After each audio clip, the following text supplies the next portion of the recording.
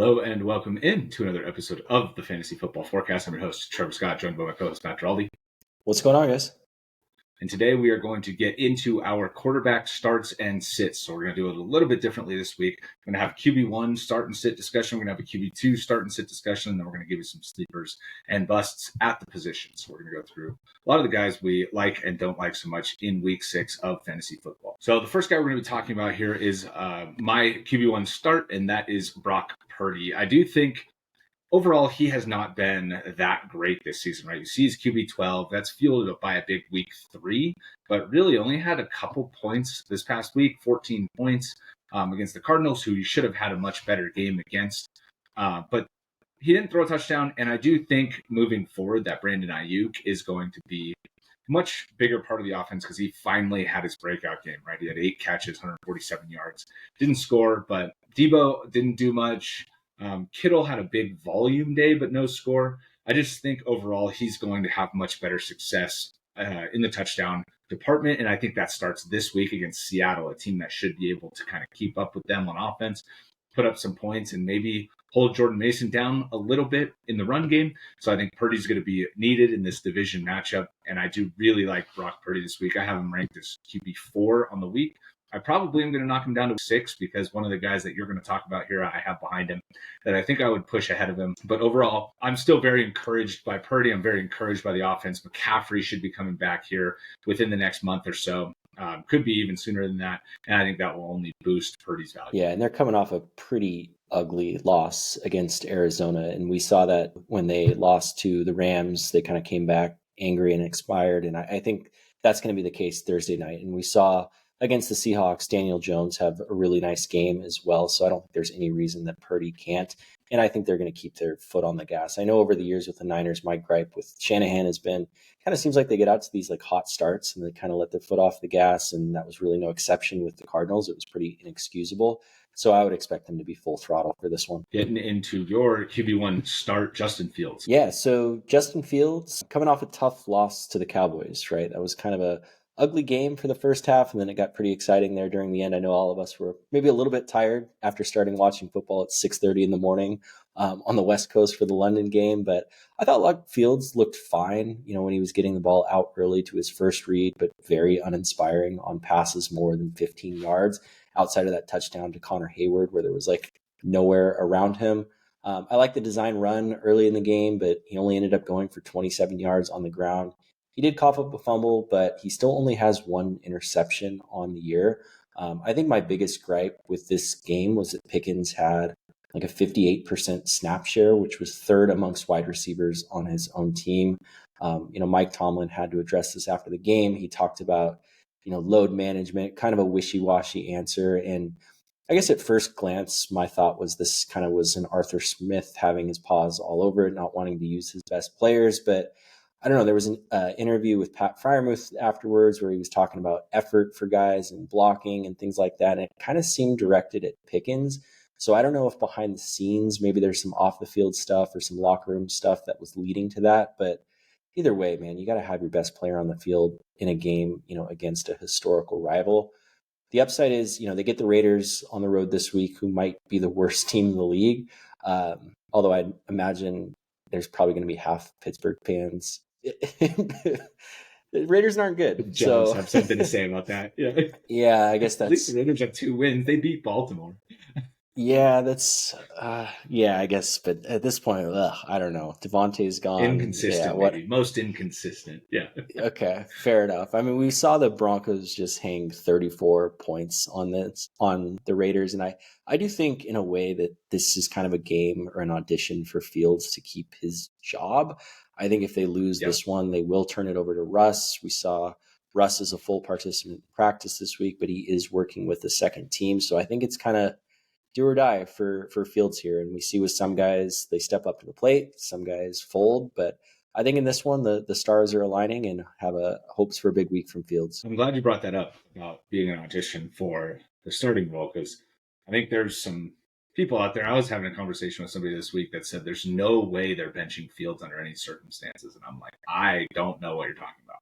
That is just, I don't even know how to argue with that, because that is just objectively not true. Like, there is a very real chance that he gets benched. Yeah. I do expect that Russ is going to be active in this game, right? So he'll be Fields' direct backup, and that'll be the first time all year that Russ has been active with that calf injury.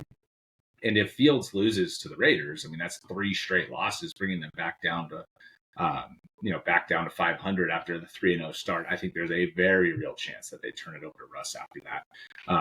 And the other thing about Fields, he looked great throwing the ball early in the year. And then this week in week 5, it was just right back to the classic Justin Fields off-target throws, just completely errant all over the place. I know he didn't throw a pick, but it was just not a good passing performance.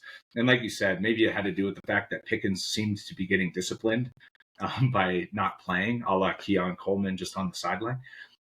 So I don't know exactly what's going on, but I'm glad you brought up Fields maybe not starting past this week. However, I agree with you in terms of wanting to start him, right? He's getting the Raiders. Like you said, it doesn't get much better of a matchup than that. He could have a big game on the ground as well, and I do think the Steelers win this game. Going on to the Week 6 QB1 sits. So mine is Josh Allen.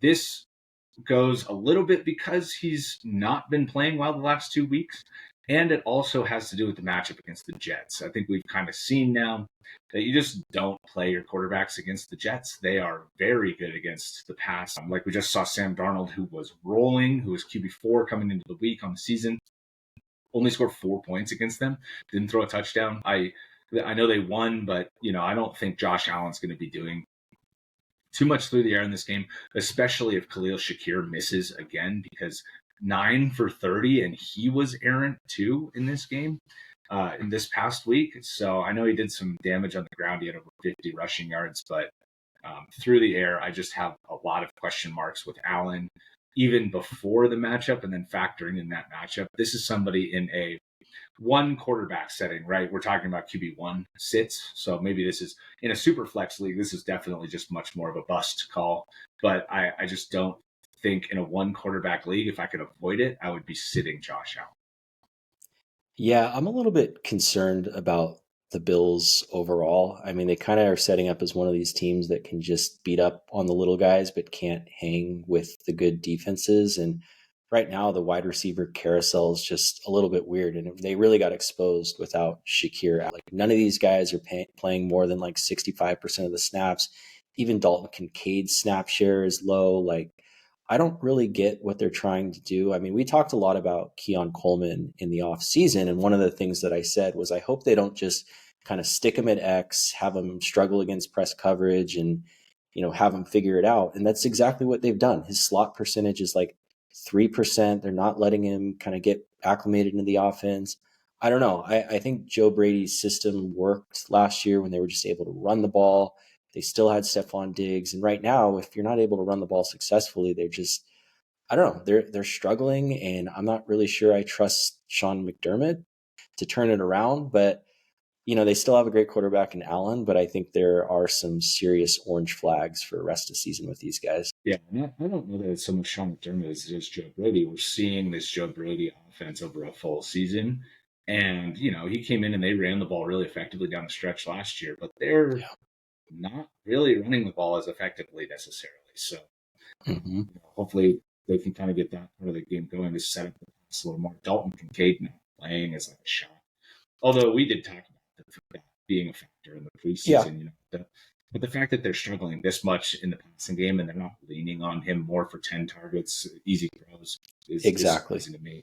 I thought Curtis Samuel might get more involved in this game with Shakir out, and he was completely ineffective. So again, I don't know what they do. They're in the market absolutely for a receiver. Maybe they bring in an Amari Cooper. That would help keep them away from the Chiefs and bring in a weapon for them. Maybe they're able to get Romeo Doubs or one of these receivers that's possibly available to help out here, because I think they need it at this point. Just going to add, like, Mac Hollins on the field. I know he's a good run blocker, but like, he can't catch passes. Marquez Valdez-Scantling can't catch passes. You're having your rookie line up against the number 1 cornerbacks, and then you're not playing Dalton Kincaid. Like, come on, let's figure this out. Yeah, no, I agree. Going into the Week 6 QB1 sit for you, we have Baker Mayfield. Yeah, so with Baker, he's coming off a 23-point fantasy game where he threw for 3 touchdowns, ran for another 42 yards, but almost all of his production came in the first half against Atlanta. Mike Evans scored twice in this game, and they get the Saints this week, who throughout Mike Evans' career have just completely shut him down. In his last 6 games against the Saints, his best game was like 3 catches for 70 yards.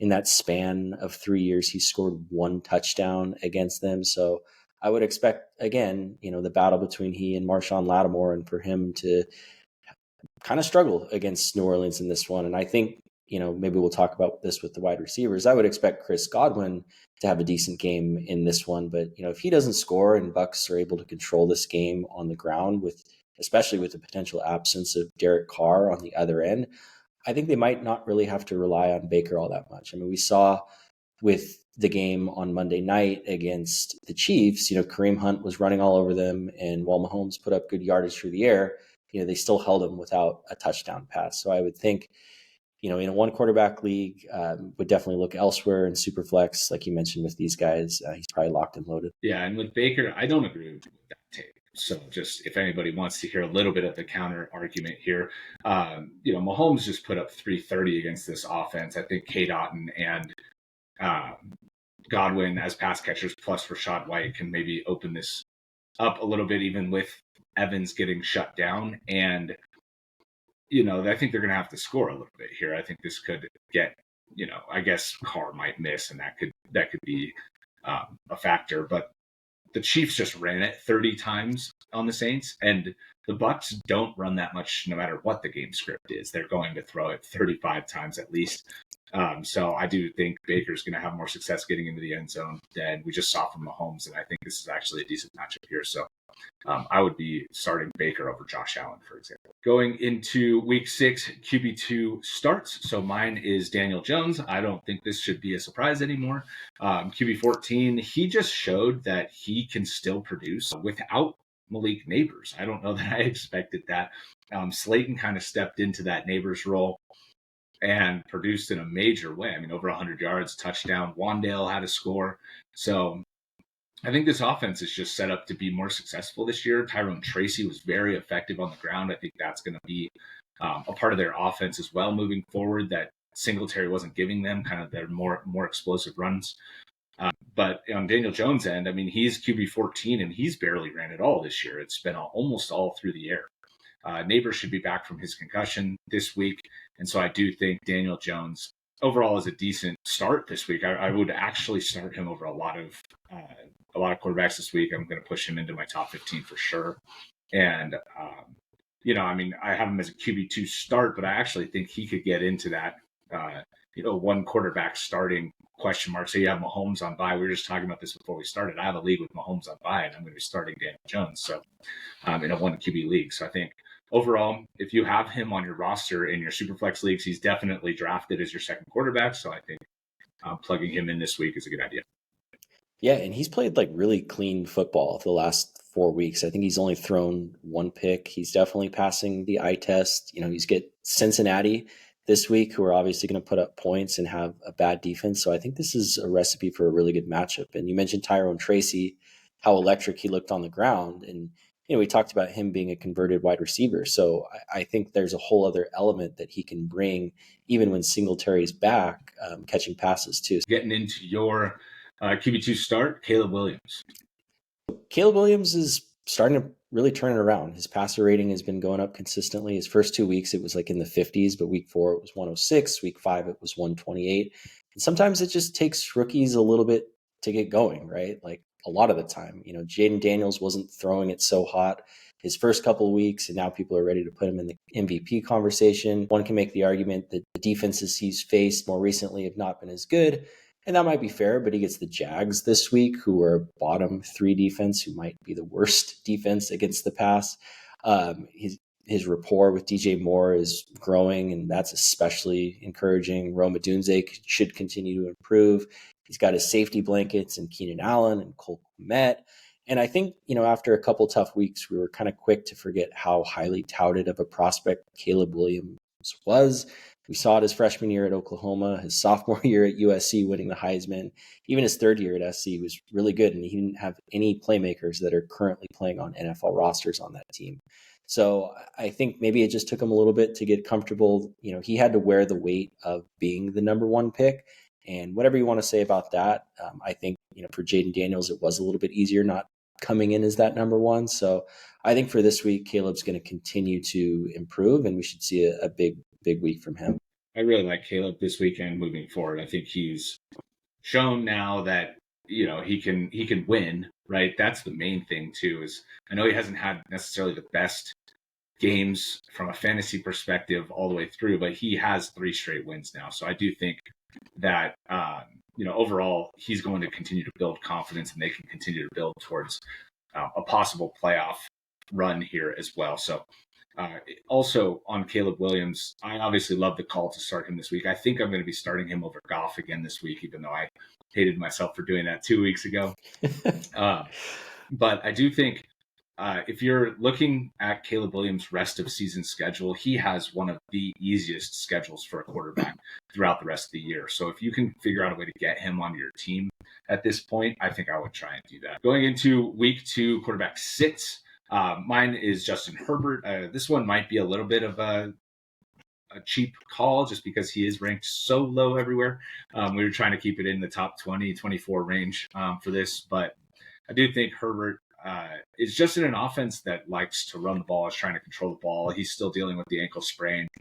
So hopefully the bye week helps that, and he looks better coming out of the bye this week. But overall, I don't think I'd be playing him. I think we're going to have to see more, or see the offense kind of transition more towards him before we can start playing him or start suggesting him as a play again. So I do think DJ Chark, I don't know if that's going to be the savior for his fantasy value, but he should be back this week from IR after starting the season on IR. So maybe he gets involved a little bit more in 3 wide receiver sets. Vlad McConkey obviously had kind of a breakout game, 5 for 65 and a touchdown in week 4. So, maybe there's a little bit momentum here in the passing game that can start to be generated, but not this week. I want to see it first. Yeah, I'm excited for this game just as a fan, obviously, of the Chargers going up against the Broncos, who have a tough defense. And you're right, I'm not starting him in any format, but it'll be interesting to see, like you said, if Chark is, opening up the field a little bit, if they continue to pepper McConkey on those, throwing plays. But yeah, I think there's going to be a lot of ground and pound on both sides. So I haven't seen the point spread, but I would expect it's pretty low over under for this one. Yeah, definitely. And I think, obviously going up against Surtain, whoever draws that matchup is going to be completely negated. So you're not playing Quentin Johnson. You're not playing DJ Chark. And it should be a McConkey game because he should operate in the slot quite a bit. And Surtain's not going to follow him in there. So maybe some additional passing work for J.K. Dobbins in this game. Maybe he gets 5-6 targets this week instead of 4 type of thing. But I think, like you said, it's going to be a lot of ground and pound on both sides. Your week 6 QB sit is Trevor Lawrence. Yeah, your favorite quarterback in the world, Trevor Lawrence. We talk about him so much. He finally got his first win of the season last week on his birthday against the Colts. He threw for 371 yards, 2 touchdowns, only 1 interception. Colts might be the worst defense in the league, and this was a back and forth game, so it was kind of a perfect storm for a big day on his birthday. Now he gets the Bears on the road. Bears are a very tough matchup defensively. They just held Andy Dalton to 136 yards and an interception last week. I know Dalton isn't, the most inspiring guy to compare to, but he had thrown for a combined 550 yards in the 2 weeks prior that he'd taken over as a starter. In a similar tough road matchup against the Bills, Trevor Lawrence had a stinker of a game. He only scored 9 fantasy points. Last week was the first week he completed over 60% of his passes. I think he was actually around 80%. So again, a really good week out of him, but I would expect that to come back down to earth against the Bears in this one. Yeah, and the Bears are one of the best defenses against quarterbacks. It's turning into I'm scared of the Jets and I'm scared of the Bears. So I don't know if they've just played some gettable quarterbacks, and that's maybe contributing to it a little bit. But I'm with you on the matchup. The Bears are not a matchup that trying to push out quarterbacks. If any quarterback is against them, I'm like, push them down, especially with the Bears on offense too. Being able to control the ball a little bit more, they're looking a little bit more cohesive on offense. So going forward too, I'd be dealing with the Bears matchup. Moving forward now to the sleepers. So we're going to get into sleepers and busts here. We're each going to have one of them. My QB sleeper here is Andy Dalton. You just mentioned him when talking about how bad of a game he just had against the Bears. So I could understand why people think this might have lost the luster a little bit. He didn't even finish the game because they were losing by so much to the Bears. Bryce Young got some snaps at the end of the game. But I think going right back to him in your 2 QB leagues against Atlanta, I think could be a good idea. Baker, even though he didn't do much in the second half, he did have 3 touchdown passes against them. And I do think that Atlanta this week against the Panthers is going to be looking to put up points, going to be looking to keep the offense rolling, maybe get Bijan going on the ground in this game too. So I do think there's going to be the need to keep up with Atlanta, and I think they can be had in the air a little bit. So I think Dalton gets back on track here. Xavier Legette said he's not expecting to miss any additional time, so I think that only helps Dalton in this matchup. And again, he's trending down, so I could understand how if you picked him up, he was kind of like the new shiny toy. You have 2 other options, but I do think this week I have him ranked like 23, so I understand that like if you have Kirk Cousins, probably starting Cousins. But if you have like Stafford, for example, I would still continue to play Dalton over Stafford. Yeah, and Leggett left this game really early with injury. I think he only had 1 catch, and he is expected back. And I think, he'll continue to. It was a very slow day for Deontay Johnson too, so I think they'll continue to feed those guys. So I like him as a sleeper this week. Like if you have Will Levis coming back off bye, who was your number 2 quarterback now, right, or something like that, I'd still go back to Dalton. Yeah. For your week 6 QB sleeper, speaking of the devil, teeing it up, doing my best here, is Will Levis. Yeah, so Will Levis has not really been good so far this year. However, in 2 of his 3 full games, he has put up 11 and 13 fantasy points. He had a bye week this week to hopefully get the shoulder healthy. He is expected back at practice. So assuming he's good to go, he draws really a dream matchup at home against the Colts defense, who are just awful. They're one of the teams that you definitely want to be attacking from the quarterback position. And he's got really good weapons, obviously, on the outside with Calvin Ridley and DeAndre Hopkins. I know they're probably not what they used to be, but I think they're very solid contributors. And both his running backs are very good pass catchers as well, so he could be getting some cheap yardage out of those guys. Again, this is a super flex kind of desperation play if you've got guys on bye, but I think you could do worse than Levis in this matchup. Yeah, so against Indy, right, that's what we're looking for. That's one where quarterbacks are going up here. So hopefully Levis can keep the crazy plays and the turnovers to a minimum in this game, right, and just get the ball to his playmakers. Coming off bye, hopefully DeAndre Hopkins is a little bit more healthy, can get his snap share up over 50% because he's been kind of very limited. Calvin Ridley hasn't been good 3 or 4 weeks, so hopefully this is a get-right game for him as well, and Levis benefits just in a major way. So again, matchup-related big time here. Going to the Week 6 QB busts now. Mine is CJ Stroud. So, I hate to do this with Stroud just because obviously he's a great quarterback. And it doesn't have anything really to do with that. It has a lot more to do with the fact that he's not going to have Nico Collins in this game. Tank Dell's going to need to step up, but he also didn't even play all of the snaps after Nico went out. They had like somebody else. I would even have to look up who it was, who was like kind of playing similar snap share to Dell. So I'm not exactly sure how the offense is going to look without Nico. So that's the first thing that I think is knocking him down a little bit for me, on top of the fact that he doesn't run, obviously. But then the other thing, too, is I think that they're just going to be beating the crap out of New England. And I don't think New England's really going to be able to score too much in this game. Houston has a solid defense.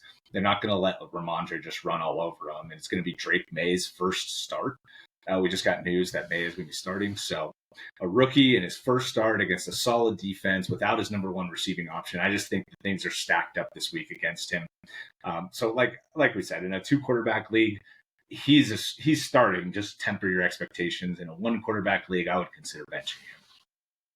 Yeah, I agree with that take. I mean, on the other side too, like they're going to have Christian Gonzalez on either Dell or Diggs, depending how they kind of line up in the formation. So that's going to be taking more or less one of their top 2 guys away. And without Nico, who's just playing on another planet right now.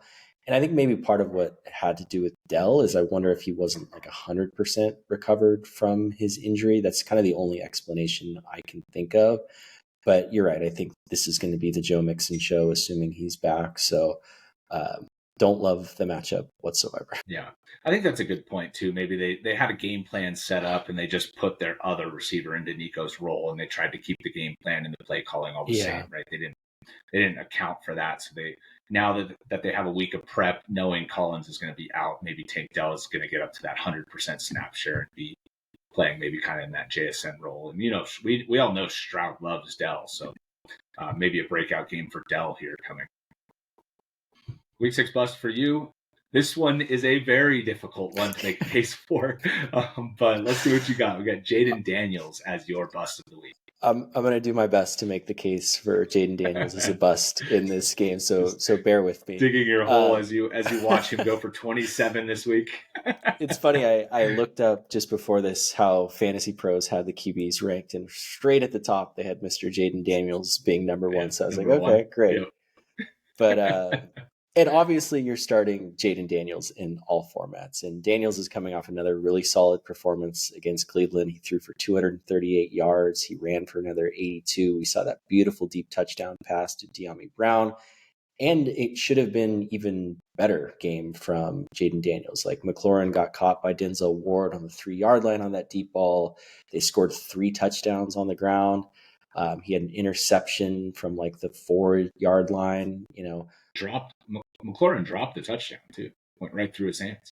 Yeah, there was like it was obviously a tough play, but it's one McLaurin normally would make. Went right through his hands. It was a drop the touchdown. It was like his expected fantasy points was like it was north of 30. I know that for sure. Yeah. And I think he finished with 19, which is making this argument even tougher. But I think going on the road in Baltimore, the Ravens are the toughest team in the league to run the ball against. And I think with Washington, they run at either the first or the second highest rate in the league. I haven't checked on the Saints after Monday night's game, but they like to run the ball to set up the pass. And I think if you're not able to establish the run against Baltimore, I think you could be on your heels a little bit, especially if the Ravens are able to put up a couple scores early, which is going to force the ball into Jayden Daniels' hands. Now, Baltimore can be had through the air. Teams have had success against them through the air. We saw Cincinnati and Joe Burrow just go crazy on them, but I'm not ready to put Jayden Daniels in the